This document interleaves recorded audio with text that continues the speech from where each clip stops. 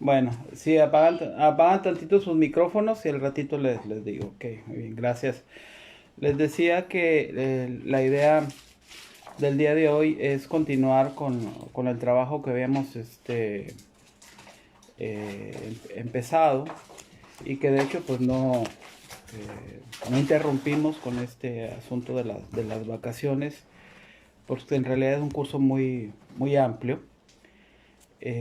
Como les señalé la sesión pasada, hoy vamos a continuar con un texto que es clásico, el Quijote, Don Quijote de la Mancha, que eh, creo que todo estudiante y todo hablante de la lengua hispana debería leer en algún momento.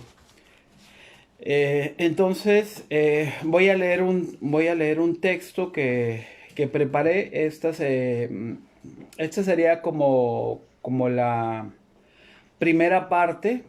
Cuando empecé a escribir me di cuenta que esto iba a ser muy amplio. Y entonces al final de la sesión voy a señalar algunas lecturas que habría que hacer, que voy a subir al grupo para, eh, para poder ampliar esto que vamos a empezar el día de hoy. Yo les pido que más o menos como a las 10 me recuerden que tengo que hacer la pausa para hacer una especie de cierre de esta primera sesión, de las dos sesiones que le vamos a dedicar a Cervantes. Bueno, entonces, eh, como les digo, Cervantes es una presencia importante, fundamental en las letras hispanas y un tanto inspirado en los recuerdos de mis primeras lecturas de Cervantes. Pues preparé un texto que más o menos dice así. Primero leo un parágrafo de las poesías sueltas de Miguel de Cervantes. Dice: voto a Dios que me espanta esta grandeza y que diera un doblón por describilla, porque aquí no suspende y maravilla esta máquina insigne, esta braveza. Inicio. ¿Puede la literatura triunfar sobre la muerte? Creemos que sí, pues la literatura preserva la memoria y la imaginación, las dos características que marcan nuestro estatuto existencial, nuestro ser y estar en el mundo. Escribir es transmitir antes el sentir que la razón, sentipensar quizás. Las razones del corazón, argumentaría Pascal. En cada nuevo lector que descubre la historia que subyace en la novela, la poesía, el ensayo y en otras formas poéticas se preserva la inmortalidad de la palabra. Palabra que siempre es testimonio y siempre es apuesta. Dos poemas de Octavio Paz, que como pocos ha manejado la palabra que triunfa sobre el olvido, se asoman para mí en este momento en que escribo. El primer poema se llama Destino de poeta. Palabras, sí, de aire, y en el aire perdidas. Déjame que me pierda entre palabras, déjame ser el aire en unos labios, un soplo vagabundo sin contornos que el aire desvanece. También la luz en sí misma se pierde. Y en uno de sus primeros libros, Libertad sobre Palabra, de 1960, el poema Viento. Viento cantan las hojas, bailan las peras en el peral, gira la rosa, rosa del viento, no del rosal. Nubes y nubes flotan dormidas, algas del aire. Todo el espacio gira con ellas, fuerza de nadie. Todo es espacio. Vibra la vara de la amapola y una desnuda vuela en el viento lomo de ola. Nada soy yo, cuerpo que flota, luz, oleaje. Todo es del viento y el viento es aire, siempre de viaje. Hasta aquí, paz. Escribir siempre sobre un clásico es una tarea mayúscula. Mucho más intentar explicarlo en una clase que dura lo que un suspiro. y en una circunstancia tan inédita como la que afrontamos en estos tiempos. Nuestro esfuerzo será, en todo caso, una invitación a la lectura personal y descifrar los múltiples sentidos de una obra universal como la del Quijote de la Mancha de Miguel de Cervantes Saavedra, que nace en 1547 y fallece en 1616. Les pido que cierren sus micrófonos, por favor. No es este el espacio de un erudito estudio de la grandiosa obra de Cervantes, pero ni yo tampoco, por supuesto, soy un erudito de Cervantes. Pero antes de nuestra lectura periférica en esta primera sesión dedicada a su obra, hagamos un recorrido muy breve sobre algunos detalles de la vida de Miguel de Cervantes que vale mucho la pena leer. Según la amplia biografía que Jean Canavallo nos ofrece en Cervantes Virtual, lo cito, reconstruir en sus etapas sucesivas la vida de Miguel de Cervantes, más allá de las estampas consagradas por la posteridad, no deja de plantear múltiples interrogantes, pues quedan muchas oscuridades que afectan no solo a la infancia del escritor, sino a varios momentos decisivos de su existencia, como los años que, entre 1597 y 1604, van desde su encarcelamiento en Sevilla hasta su instalación en Valladolid en vísperas de la publicación de la primera parte del Quijote. Hasta aquí la cita de la página de Cervantes Virtual, un proyecto que recoge la literatura hispana y particularmente todo el legado de Miguel de Cervantes, donde podemos encontrar notas biográficas, estudios completos, tesis, en fin, una serie de documentación muy amplia. Esto está en www.cervantesvirtual.com y ahí pueden acceder sin ningún costo a toda esta documentación, no solamente de Cervantes, sino en general de la lengua hispana. Continúo con mi texto. Al parecer, la propia vida de Cervantes estuvo envuelta también en aventuras múltiples. Hijo de un cirujano, aquí atendiendo la observación que cirujano en ese momento es de alguna manera alguien que tiene el arte de poder intervenir médicamente sin ser propiamente un médico, alguien que tiene un dominio técnico de la medicina. Cervantes, nacido después de dos hermanas mayores, Andrea y Luisa, es el tercero de los 5 hijos de Rodrigo de Cervantes. Poco se sabe de su infancia. Canavallo señala que, lo cito, si bien sabemos desde mediados del siglo XVIII cuál fue la patria de Cervantes, Alcalá de Henares, así como el día en que fue bautizado, 9 de octubre de 1547, la fecha exacta de su nacimiento no se ha podido averiguar. Hasta ahí la cita. Joven inquieto, Cervantes emigra a Roma, Italia, a los 22 años. Leyendo, encontramos que los biógrafos sospechan de una condena en ausencia por un posible duelo, así que el joven Cervantes habría huido de España, evitando la cárcel. En ese viaje a Roma, a Italia, se va a alistar en el ejército de la Santa Liga para combatir a los turcos. En 1571, Cervantes es herido en la batalla de Lepanto y pierde la movilidad de su brazo izquierdo. De ahí el epíteto del manco de Lepanto. De regreso a España, dentro de esta vida azarosa, aventurera, que sin duda va a tener un influjo importante en su propia creación literaria, a nuestro buen Cervantes lo capturan piratas en 1575 y es retenido como esclavo en Argel durante 5 años. 5 años pasó de 1575 a 1580. Cervantes tuvo esta condición de esclavo, donde sin embargo tuvo la oportunidad de escribir, ¿sí? Finalmente en 1580, previo pago de un rescate de 500 ducados, es liberado y regresa a España.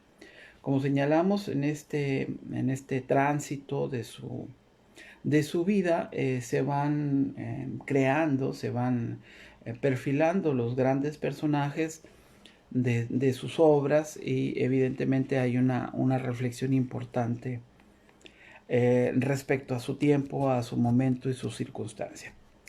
A partir de 1608, Cervantes se establece en Madrid, entra, digamos, en el mundo de la corte. Estamos arribando al siglo XVII. El siglo XVII va a ser el llamado siglo de oro de las letras españolas, un siglo muy importante en función del movimiento literario, culteranos, conceptistas, las grandes figuras, Quevedo, Lope de Vega, Baltasar Gracián, etcétera, etcétera. Bueno, decíamos, a partir de 1608, Cervantes se establece en Madrid, y muere en Madrid en 1616. En el estudio introductorio de sus obras completas, que aquí afortunadamente tenemos en una muy bonita edición que por ahí adquirimos de un buen amigo. En el estudio introductorio de sus obras completas se escribe el balance de su presencia literaria a inicios del barroco español. Lo cito: Cervantes mismo, por favor, cerramos por ahí los micrófonos. Sí, gracias. Decíamos, Cervantes mismo, como hombre, reunía la dualidad de la España en la crisis de su apogeo histórico. Héroe en su juventud, soldado de Lepanto, cautivo después y añorante de la patria con valor y arrojo, acaba su existencia entre el mundo leguleyo y minuciosamente estéril de una corte en la que, a la grandeza de los mundos del emperador y de la primera época de Felipe II, sigue el orden de los detalles de las cosas pequeñas y, al fin, el triunfo de la haraganería y de la picaresca sobre la acción y la virtud.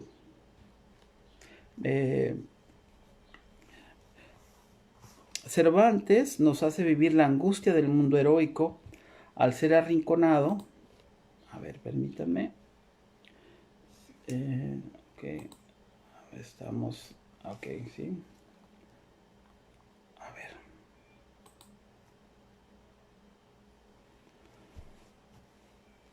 Estamos de vuelta aquí.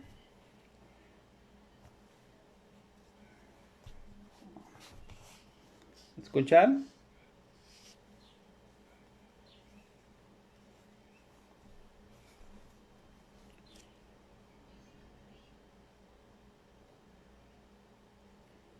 Hola, hola. ¿Me escuchan? Sí.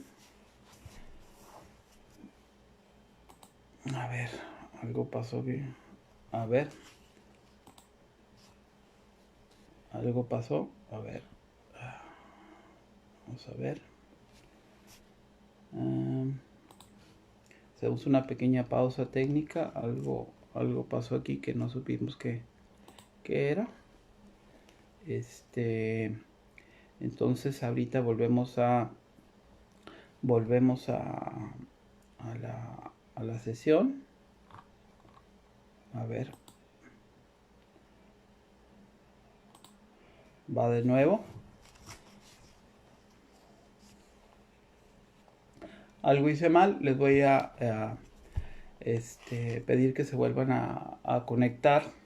¿Sí? Los espero aquí. Por mientras estábamos señalando cómo la presencia de Cervantes en este siglo. A ver, carambas, a ver, Dios santo, no sé qué pasó. A ver, ok, ya están entrando. Esta es la buena. Ah, bueno, pero perdón, ahí algo moví que no, este, bueno, ya están entrando todo el mundo. Bueno, ahora sí. Entonces, voy a, voy a regresar a donde estaba. Es gajes del oficio de empezar a aprender cómo manejar esto, ¿no? Entonces habíamos empezado a hablar de un perfil sobre la vida de Cervantes y estamos mencionando el, digamos, el tiempo histórico que le toca vivir a Cervantes. Cervantes, decíamos, hacíamos una cita. Cervantes mismo, como hombre, reunía la dualidad de la España en la crisis de su apogeo histórico. Héroe en su juventud, soldado de Lepanto, cautivo después y añorante de la patria, con valor y arrojo, acaba su existencia entre el mundo leguleyo y minuciosamente estéril de una corte en la que, a la grandeza de los mundos del emperador y de la primera época de Felipe II, sigue el orden de los detalles, de las cosas pequeñas y, al fin, el triunfo de la haraganería y de la picaresca sobre la acción y la virtud. Cervantes nos hace vivir la angustia del mundo heroico al ser arrinconado por otra generación de espíritu bien diverso. Aquí hay pues una especie de contraste entre las virtudes que, que encabeza o que representa esta literatura cervantina y digamos, el devenir de esta modernidad barroca, con este cambio en las costumbres, con estos nuevos valores que empiezan a emerger en la configuración de lo que llamaríamos la modernidad capitalista.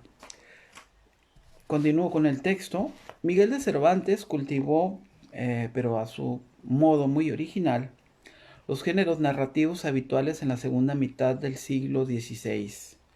La novela bizantina, que refiere a los libros de aventuras peregrinas, género literario narrativo en prosa que se desarrolla en España durante los siglos XVI y XVII, a imitación de los autores helenísticos de la novela griega. De aquí pues que el Quijote sea en este sentido. Sí les pido que cierren el micrófono, sí, por favor. Prometo ya no mover nada yo. Decíamos que Cervantes cultiva la novela bizantina, que refiere a los libros de aventuras peregrinas, a imitación de los autores helenísticos de la novela griega, donde se cuenta un relato, la historia de un personaje y el devenir de este personaje. Cultiva también la novela pastoril, la novela picaresca, la novela morisca, la sátira lucianesca, la miscelánea. Renueva un género, la novela, y de ahí vamos a hablar un poquito más, que se entendía entonces a la italiana como relato breve, exento de retórica y de mayor trascendencia. Sin embargo, en Cervantes, por la configuración de la trama, por la configuración de los personajes, por la psicología particular, centralmente en esta obra que vamos a empezar a analizar del Quijote, vemos pues que hay una trascendencia y una reflexión que también podríamos considerar como reflexión filosófica.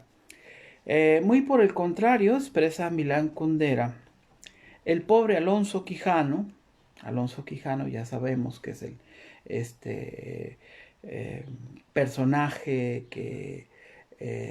lector de novelas de caballería, este personaje el Quijote que se enloquece propiamente, que se fanatiza tanto que deviene en esta figura que describe Cervantes. Muy por el contrario, expresa Milán Kundera, el pobre Alonso Quijano quiso erigirse en un personaje legendario de caballero andante. De cara a la historia de la literatura, Cervantes consiguió todo lo contrario. Situó un personaje legendario a ras del suelo, en el mundo de la prosa.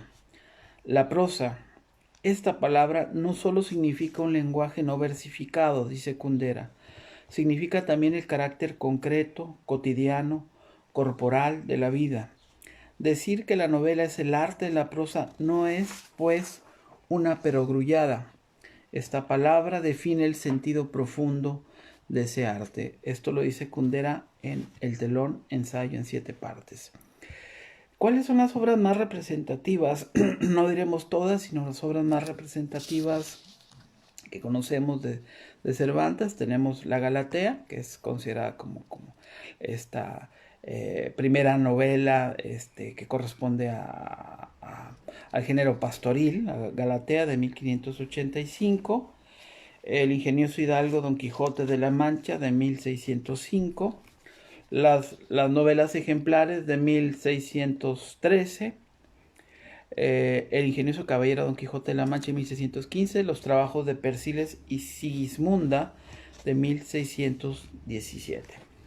Ahora sí, después de esta serie de comentarios, hablemos un poco más en profundidad de Don Quijote de la Mancha. Conviene primero, regresando al estudio histórico, describir el carácter innovador de la novela cervantina, el quid crítico que aporta la comprensión de la sociedad de su tiempo. Sabemos que en el siglo XVI se está dando un paso muy importante del medioevo y de todo este orden de costumbres al mundo renacentista. Aquí hay una transición importante que va a tener una impronta sobre la personalidad y sobre la acción de los sujetos. También va a haber un tránsito en la configuración de lo que llamaríamos una subjetividad, un reconocimiento de la individualidad. Pasamos de sociedades colectivistas a sociedades que se van individualizando, que van donde los sujetos van tomando conciencia de su particularidad, y esto pues va a tener un reflejo importante en la literatura, ¿no? El hecho de la construcción de esta subjetividad va a permitir que nos encontremos con obras donde los personajes expresan reflexiones, digresiones, pensamientos muy particulares en el trama de por ejemplo, de una novela. De aquí pues que de alguna manera podemos decir que la novela cervantina inaugura el paradigma de la modernidad y lo hace introduciendo de cierto modo una cierta tendencia realista donde se describe un conjunto de situaciones como podemos leer en el Quijote, y al mismo tiempo este realismo que se mezcla con estos diversos géneros que hemos estado señalando, nos propone una nueva corriente estética que nos permite visualizar, digamos, el estudio de una sociedad a partir de la descripción de sus costumbres. De alguna manera, este esfuerzo de Cervantes es un esfuerzo por simbolizar o por representar relaciones sociales y la configuración de la trama existencial de la vida humana en general, mostrar la realidad a partir de una descripción, a partir de una narración, incorporar dentro de esta narración una preocupación por esa misma realidad. De alguna manera, entre las muchas lecturas que tenemos del Quijote, encontramos lecciones morales que son susceptibles de ser discutidas, y vemos en las dos partes del Quijote escenas muy particulares, costumbres que se empiezan a revelar, tramas que tienen que ver con vicios morales, que tienen que ver con prejuicios, etcétera, etcétera. Todo lo anterior de alguna manera confirma el tono didáctico, crítico y moral de la obra cervantina. El Quijote es en muchos sentidos la crítica de las costumbres y de la moral que, decíamos, se configura en el tránsito a la modernidad. Balbuna Prat, en el estudio introductorio del Quijote, expresa al respecto y me pareció importante, lo cito. Cervantes, que en su Quijote representa el momento máximo de las letras españolas, se haya vinculado al punto histórico crítico en el cruce de dos siglos de oro, del 16 y del 17, cuando dos estéticas y dos estilos enfrentábanse en el orden literario, y cuando el heroico e imperial, frente a una sólida grandeza incomparable, asomaban los gérmenes de la decadencia. Cervantes abre y cierra los tipos de la novela humana y moderna, no sólo como forma, sino con la única estatura humana y universal de las figuras de Don Quijote y de Sancho Panza. Don Quijote, sabemos, es considerada como una obra cumbre de la literatura en lengua española, sin un parangón con otra obra literaria. Es una obra cuya primera parte aparece, decíamos, en 1605 y que pronto se tradujo a las principales lenguas europeas. Es una de las obras con más traducciones en el mundo. La segunda parte se publica en 1615. En el Quijote, decíamos, se asoma en la novela moderna el perspectivismo y la polifonía narrativa. El perspectivismo, y aquí cito a Fernando del Paso, el perspectivismo que Cervantes contribuyó a inaugurar en la novela es un procedimiento narrativo gracias al cual una misma y sola realidad es abordada desde distintos puntos de vista, según los diversos personajes, lo que resulta no tanto en versiones diferentes de la realidad, como de hecho en varias realidades. La importancia del perspectivismo en la obra de Cervantes ha sido señalada, entre otros, por Jean Cassou, quien la ha relacionado con la ambigüedad, la complicación y la multiplicidad de puntos de vista del Renacimiento. Y esta es otra característica también importante, que frente a una consideración, digamos, fija, unilineal, como pudiera ser la imagen de un relato o de una historia anterior al Renacimiento, el Renacimiento va a abrir la perspectiva a la interpretación, es decir, esta perspectiva hermenéutica. No está muy lejos, sigo con Fernando del Paso, no está muy lejos del perspectivismo la teoría de Bakhtin de la novela polifónica, según la cual en el narrador existen varias voces independientes, subjetivas y libres, como la de los personajes, a quienes les son atribuidas. Estas voces libres que podemos encontrar, por supuesto, en esta lectura detenida que hacemos del Quijote. De aquí pues también que si hablamos de múltiples interpretaciones, si hablamos de un perspectivismo, pues también haya una polifonía de la crítica sobre el Quijote y sobre sus distintos sentidos. Ahí, digamos, en esta crítica una actualización permanente de estos sentidos. Las interpretaciones del Quijote son, como hemos señalado, motivos de múltiples análisis. De la filosofía a la literatura, la figura del Quijote evoca términos asociados a la utopía, el heroísmo, la justicia, el amor cortés, la crítica social, la locura en sí misma. Una reflexión importante sobre la locura. Hay una cantidad de temas tremendos y cada uno de estos temas nos podría, digamos, llevar en sí mismo una clase. El Quijote, el personaje central de la novela de Cervantes, literalmente se transfigura en la locura de fabular un mundo alternativo. Leo aquí algunas partes del Quijote donde se muestra esta imagen. Ya sabemos, el capítulo primero, que se trata de la condición y ejercicio del famoso hidalgo Don Quijote de la Mancha. El Quijote inicia así: en un lugar de la Mancha, de cuyo nombre no quiero acordarme, no ha mucho tiempo que vivió un hidalgo de los de lanza en astillero, adarga antigua, rocín flaco y galgo corredor. Una olla de algo más vaca que carnero, salpicón las más noches, duelos y quebrantos los sábados, lentejas los viernes, algún palomino de añadidura los domingos, consumían las 3 partes de su hacienda. El resto de ella concluían sayo de velarte, calzas de velludo para las fiestas, con sus pantuflos de lo mismo, y los días de entre semana se honraba en su vellorí de lo más fino. Tenía en su casa una ama que pasaba de los 40 y una sobrina que no llegaba a los 20, y un mozo de campo y plaza que así ensillaba el rocín, como tomaba la podadera.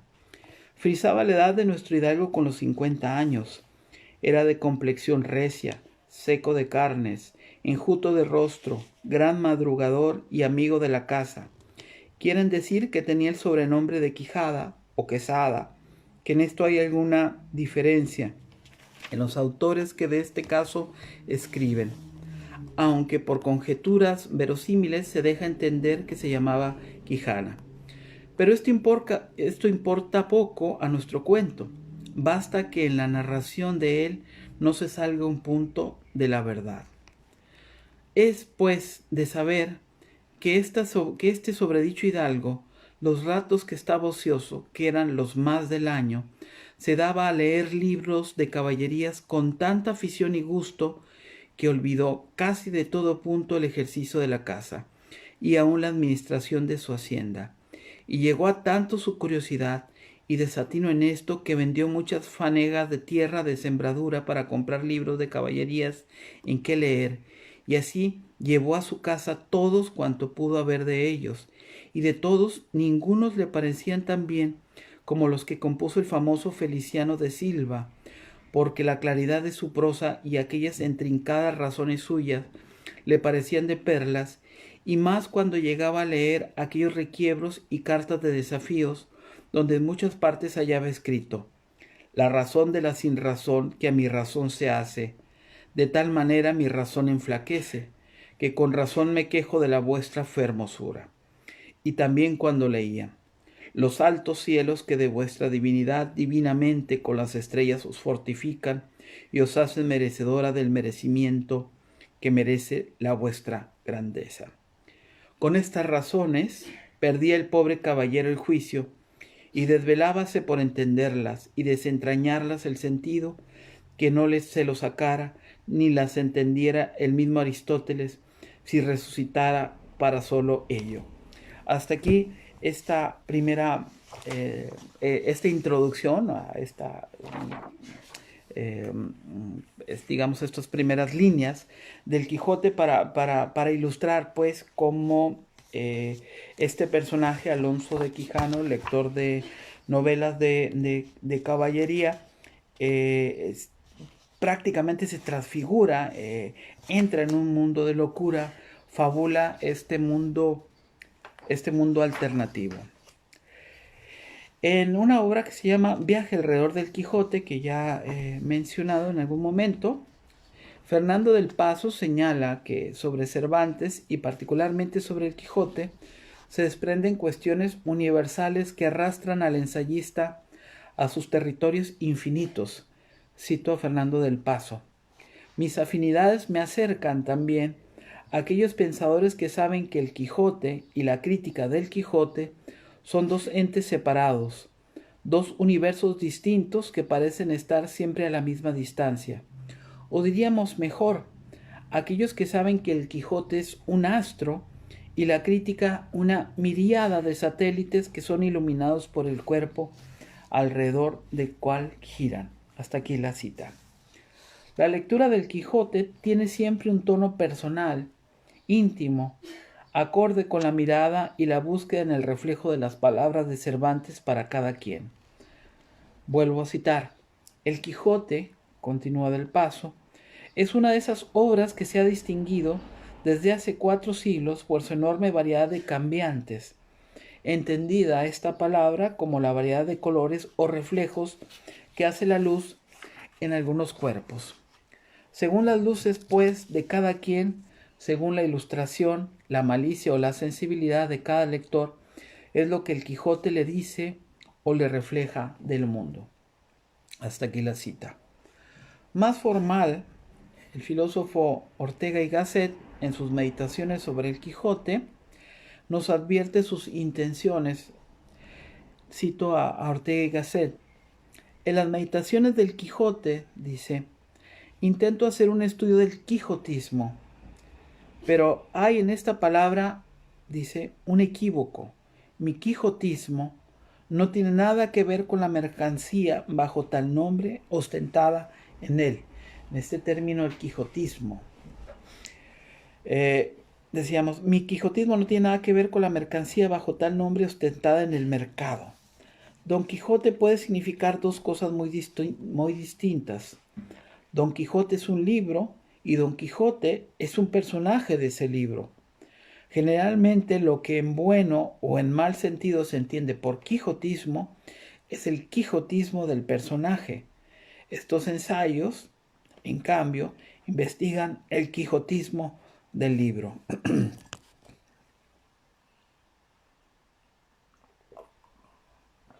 Perdón. Ortega y Gasset llama a entender el quijotismo como un estilo particular de Cervantes mismo, que alude también a su circunstancia poética existencial. Vuelvo a citar. No podemos entender el individuo sino a través de su especie. Las cosas reales están hechas de materia o de energía, pero las cosas artísticas, como el personaje Don Quijote, son de una sustancia llamada estilo. Cada objeto estético es individuación de un protoplasma estilo. Así el individuo, Don Quijote, es un individuo de la especie Cervantes. Está ahí la cita. La pregunta por el Quijote deviene para el filósofo por una pregunta más trascendente, identitaria, ética y diríamos francamente ontológica. ¿Qué es España? ¿Qué es y representa lo español? Vuelvo a citar. El caso del Quijote es, en este como en todo orden, verdaderamente representativo. Se pregunta Ortega y Gasset, ¿habrá un libro más profundo que esta humilde novela de aire burlesco? Y sin embargo, ¿qué es el Quijote? ¿Sabemos bien lo que de la vida aspira a sugerirnos?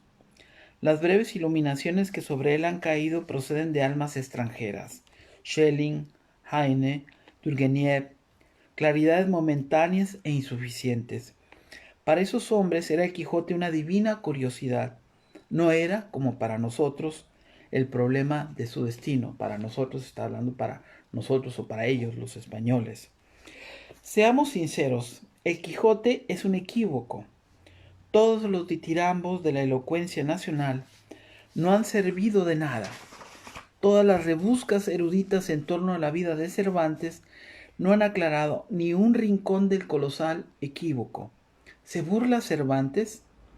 ¿Y de qué se burla? De lejos, solo en la abierta llanada manchega, la larga figura de Don Quijote se encorva como un signo de interrogación, y es como un guardián del secreto español, del equívoco de la cultura española. ¿De qué se burla este pobre alcabalero desde el fondo de una cárcel? ¿Y qué cosa es burlarse? ¿Es burla forzosamente una negación? No existe libro alguno cuyo poder de alusiones simbólicas al sentido universal de la vida sea tan grande y sin embargo no existe libro alguno en que hallemos menos anticipaciones, menos indicios para su propia interpretación. Por esto, confrontado con Cervantes, parece Shakespeare un ideólogo. Nunca falta en Shakespeare como un contrapunto reflexivo, una sutil línea de conceptos en que la comprensión se apoya. Unas palabras de Hebel, el gran dramaturgo alemán del pasado siglo, aclaran lo que intento ahora expresar. Me he solido dar siempre cuenta en mis trabajos, dice, de un cierto fondo de ideas. Se me ha acusado de que partiendo de él formaba yo mis obras, pero esto no es exacto. Ese fondo de ideas ha de entenderse como una cadena de montañas que cerrara el paisaje. Algo así creo yo, dice Ortega y Gasset, que hay en Shakespeare. Una línea de conceptos puestos en el último plano de la inspiración como pauta delicadísima donde nuestros ojos se orientan mientras atravesamos su fantástica selva de poesía.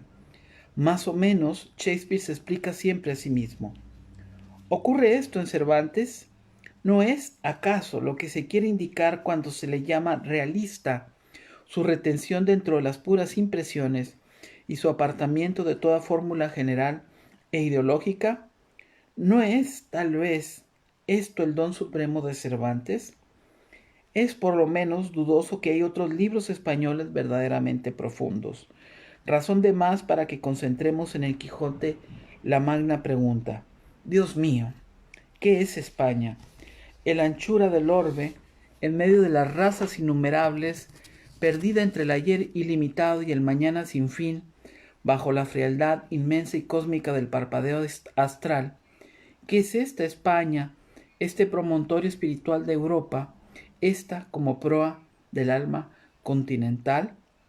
Hasta aquí la larguísima cita que hago con toda intención para justamente hacer la reflexión sobre esta dimensión ontológica, identitaria, en la que Ortega y Gasset ubica pues el impacto de la impronta, de la huella de Cervantes en el espíritu español, en este concepto que hemos querido rescatar aquí, en este concepto de la tradición intelectual que configura el ethos, el geist, el espíritu de lo español, y en la imagen y en la trascendencia de este espíritu hacia afuera, ¿no? Su gran magna contribución a la literatura hispana y a la imagen de lo español. Se asoma, digo, en esta búsqueda el mismo espíritu que por lo menos se refleja en la raza cósmica de Vasconcelos y en la búsqueda del grupo Hiperión todo. La pregunta que entrelaza el ethos identitarios y el destino colectivo, esta correlación entre la identidad y la colectividad, entre la individualidad y la colectividad, ideas que, alentadas desde el romanticismo alemán, tendrán un profundo impacto, lo sabemos, en el devenir del siglo XX. Así expresa Ortega y Gasset. Desdichada la raza que no hace un alto en la encrucijada antes de proseguir su ruta, que no se hace un problema de su propia intimidad, que no siente la heroica necesidad de justificar su destino, de volcar claridades sobre su misión en la historia. El individuo no puede orientarse en el universo sino a través de su raza, porque va sumido en ella como la gota en la nube viajera. Hasta aquí la cita. ¿Cuáles son los rasgos desde los cuales podemos leer esperanzadora y utópicamente el Quijote? ¿Existe un anhelo mayor, una esperanza moral, un camino hermenéutico desde el cual, en plena angustia pandémica, podamos pensar una sociedad radicalmente a la que hoy sufrimos? Estos temas los vamos a ver en la siguiente sesión, al abordar con Adolfo Sánchez Vázquez un pequeño ensayo llamado La Utopía de Don Quijote, desde un planteamiento, digamos, ético, político y poético. Nos centraremos en la próxima clase en el comentario de la sociedad ideal que perfila Cervantes en el capítulo 11 del primer tomo, que se llama Discurso de la Edad de Oro. Por ahora, para concluir y dar paso a comentarios y preguntas sobre lo que aquí he expuesto o aclaraciones, etc. Por ahora resumamos en este primer acercamiento, citando nuevamente las palabras de Kundera, un primer balance del Quijote. Lo cito. Los héroes de epopeya vencen o, si son vencidos, conservan hasta el último suspiro su grandeza. Don Quijote ha sido vencido y sin grandeza alguna, porque de golpe todo queda claro. La vida humana como tal es una derrota. Lo único que nos queda ante esta irremediable derrota que llamamos vida es intentar comprenderla. Esta es la razón de ser del arte de la novela. Hasta aquí, en este, digamos, primera aproximación donde he intentado hacer un perfil incompleto, imperfecto, eh, definitivamente que se puede complementar con mucho, un primer abordaje pues de Cervantes. No he querido entrar en la descripción, digamos, de toda la trama del Quijote, porque, bueno, son muchos las secciones del Quijote, son muchos los sentidos, son muchas las interpretaciones, y más bien quisiera que abrir al comentario, a las preguntas, y entonces ahora sí, podemos pueden abrir sus micrófonos si quieren hacer preguntas o comentarios sobre lo que aquí hemos expuesto. Adelante.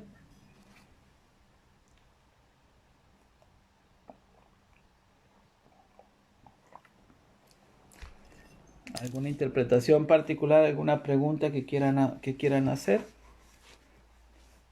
Eh, Resumiendo, pues, hemos estado así como que marcando la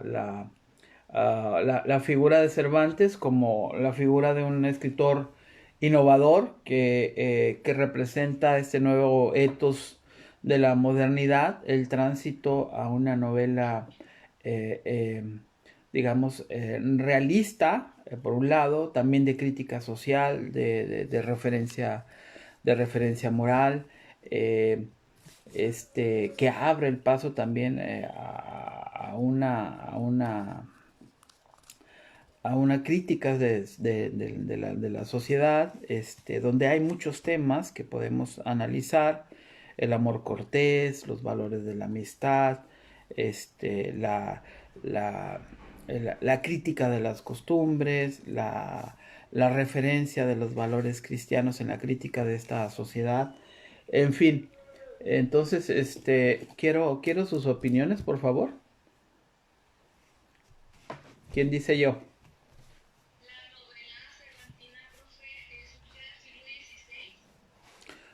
¿La novela cervantina qué, perdón?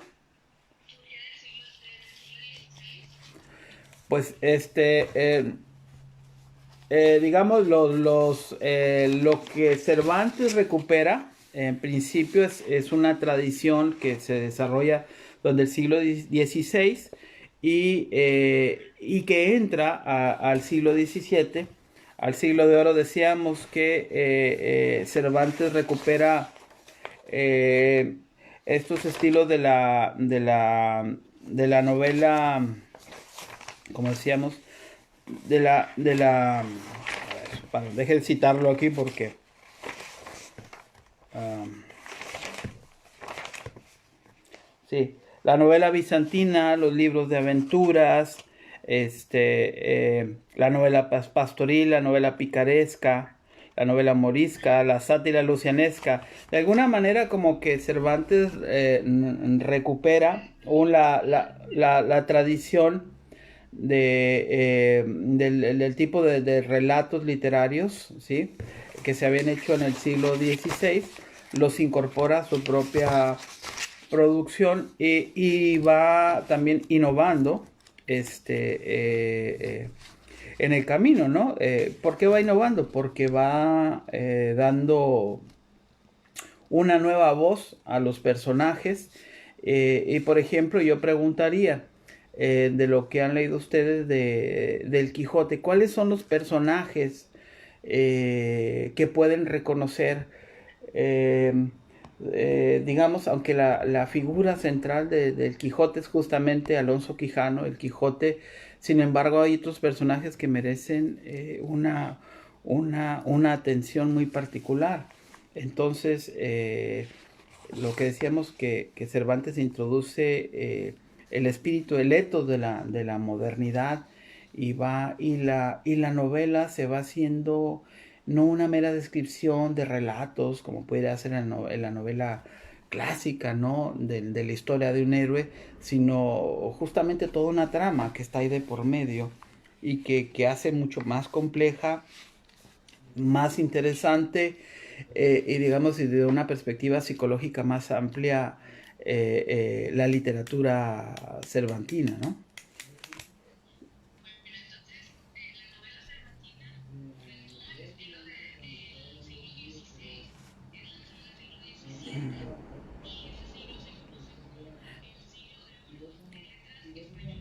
Sí, es el siglo de oro, sí, el siglo XVII es el famoso siglo de oro, ¿no? Donde están estos personajes, Quevedo, Lope de Vega, Gracián, las grandes figuras de la literatura española del siglo XVII, donde están los culteranos, los conceptistas, donde hay todo este periodo histórico, estético, que se conoce como el barroco, ¿no? El barroco que es el barroco español, que es una época de claroscuros, ¿no? Donde por un lado hay una aguda conciencia de la temporalidad humana, hay una exploración de las formas, hay todo un desarrollo de una estética en la literatura, en la plástica, y donde digamos esta aguda contradicción entre la vida y la muerte se va a evidenciar. Aparte, aunque no soy por supuesto un especialista en ello, en las obras de Lope de Vega, de Quevedo, Calderón de la Barca, que también es uno de los textos que por ahí tendremos que analizar, La vida es sueño, ¿no? Eh, este, Hay una conciencia muy aguda de esta individualidad que decíamos, de estas costumbres también, de estas costumbres que nos dan esta profunda humanidad, ¿no? Los seres humanos somos eh, seres muy complejos, seres muy raros, seres con muchos vicios también, eh, con muchas fallas y también con muchas grandezas, ¿no? Somos una cosa y la otra en el sentido de que en esta diversidad de costumbres eh, se representa la contradicción viva de lo que somos. Esta idea de que somos luz y oscuridad, por otra parte, ya era una idea que había desarrollado o que desarrolla Montaigne en los ensayos, Michel de Montaigne, que habla justamente que las costumbres humanas son variables y que el carácter humano es diverso y es contradictorio y que tenemos vicios y virtudes y que nosotros, digamos, conviven estos vicios y virtudes. Yo creo que esta perspectiva de, eh, de Montaigne, que es el creador del ensayo moderno, también la podemos visualizar en los personajes que se van construyendo en Cervantes, ¿no? Particularmente en el Quijote. ¿Algún otro comentario que quieran señalar? Dígame.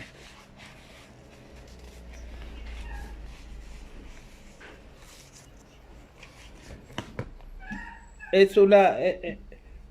sí, bueno, la obra que refería es de un libro de Fernando del Paso, Viaje alrededor del Quijote. Esta idea de viaje se refiere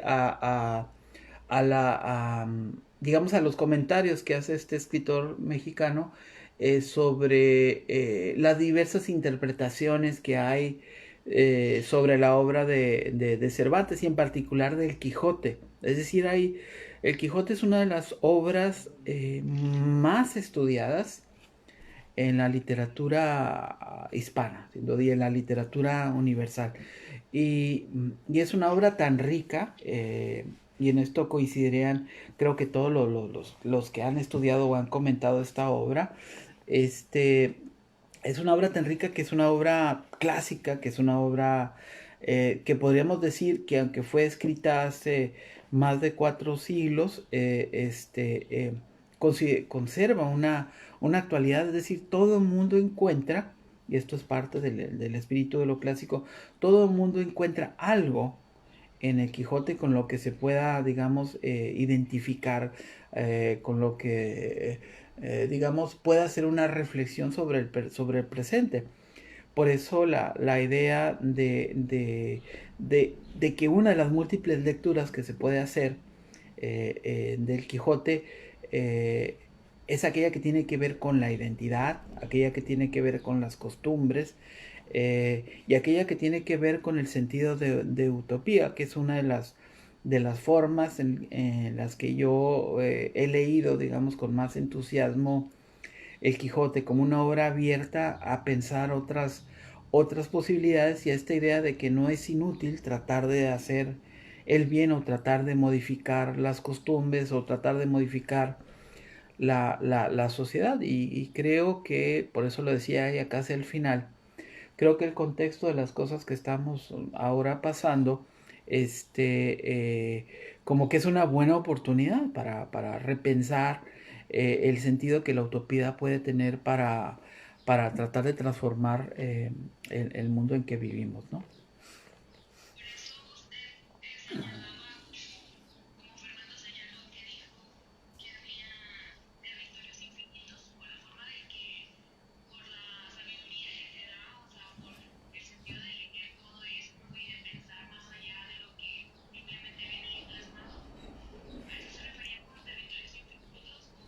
Ah, sí, sí, esta idea de los territorios infinitos son esta multiplicidad de voces, de narrativas, de sentidos críticos que encontramos en el Quijote, de esta polifonía presente en la propia obra, es decir, de las muchas cosas que nos está diciendo y que cada quien va tomando en función de su contexto, ¿no? En función de su situación y que sirven también de eje a la crítica literaria en particular, porque la crítica literaria en torno al Quijote pues es múltiple también, ¿no? Tiene que ver con estos enfoques. Entonces, digamos que el Quijote como obra clásica abre senderos, no es un solo camino. Y eso es lo interesante, digamos, de las obras clásicas universales, que abren múltiples senderos, múltiples posibilidades y que en esta diversidad de senderos hay también la posibilidad de establecer como que diálogos, ¿no? Así como la lectura que ustedes pueden hacer desde su perspectiva, aquellos que van iniciando en la lectura de las obras clásicas del Quijote, aquellos que ya tienen tiempo leyendo o releyendo estas obras, aquellos que son especialistas, aquellos que leen una adaptación del Quijote para niños, aquellos que desarrollan una perspectiva sociológica o filosófica respecto a la lectura del Quijote, ¿no? Entonces, esa es la grandeza y la riqueza de una obra como la de Cervantes, ¿no? Este, y igual veíamos algunos rasgos también de este perspectivismo interpretativo en Shakespeare. Sin embargo, como hemos aludido aquí, quizás la mentalidad, si hablamos de las mentalidades, la mentalidad española y la mentalidad inglesa no sean lo mismo, en el sentido quizás de que en el mundo anglosajón priva más un sentido práctico y en el mundo hispano quizás seamos, no sé, en nuestra forma de ser seamos enormemente complejos, ¿no? Creo que somos tan complejos, y aquí sigo Ortega y Gasset, como lo es nuestra literatura, como las múltiples palabras en las que podemos denominar a un mismo objeto. Fíjense cuántas formas tenemos nosotros para decir a una cosa, ¿no? Llámese de la figura materna o paterna, vean todo lo que tiene que ver con el uso del lenguaje, ¿no? Y esta posibilidad de enunciar de tan múltiples formas, la realidad creo que habla sobre nosotros, ¿no? Si el ser es lenguaje, como dice por ahí Heidegger, ¿no? Esta posibilidad de las múltiples enunciaciones tiene que ver con las múltiples posibilidades en que vamos construyendo nuestro sentido de realidad. Y de ahí pues la riqueza y los recursos muy fecundos que tenemos en nuestra literatura. Ya entrarán en el segundo semestre, en el próximo semestre, espero que ya con una normalidad. Por ejemplo, supongo que harán algún abordaje de 100 años de soledad, por ejemplo, la gran novela, un ejemplo de la gran novela latinoamericana, del boom latinoamericano, del realismo mágico.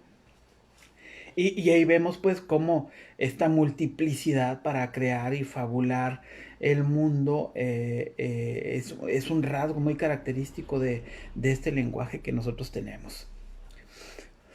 ¿Algún otro comentario? A ver, venga.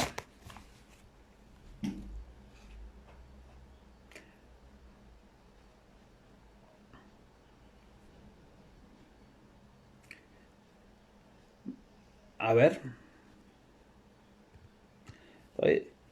A ver, ¿ustedes qué les pareció? Preguntas sobre el texto, comentarios que quieran hacer.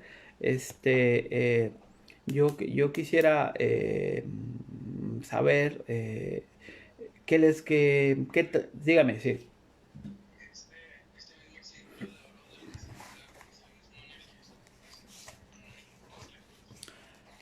Sí, creo que son no tengo la fecha exacta, creo que es un poco más de mediados del siglo XVII. Sor Juana no tengo aquí presente, muy presente pero sí, sí hay un influjo del barroco español o sí, del siglo XVIII, no, XVII.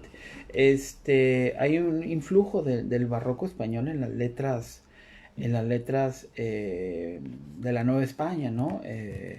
Y Sor Juana compite muy, muy venturosamente, ¿no? Y genera tantas envidias eh, porque no, porque no creen, ¿no? Porque no alcanzan a entender cómo una monja, como una mujer, como una monja, recluida en un convento, tiene tal inteligencia, tiene tal dominio del lenguaje, tiene tal capacidad de creación literaria. Evidentemente sí hay un reflejo del barroco español en la literatura novohispana y en Sor Juana. Por ahí hay un libro de Octavio Paz que se llama algo así, creo que como Sor Juana y las trampas de la fe.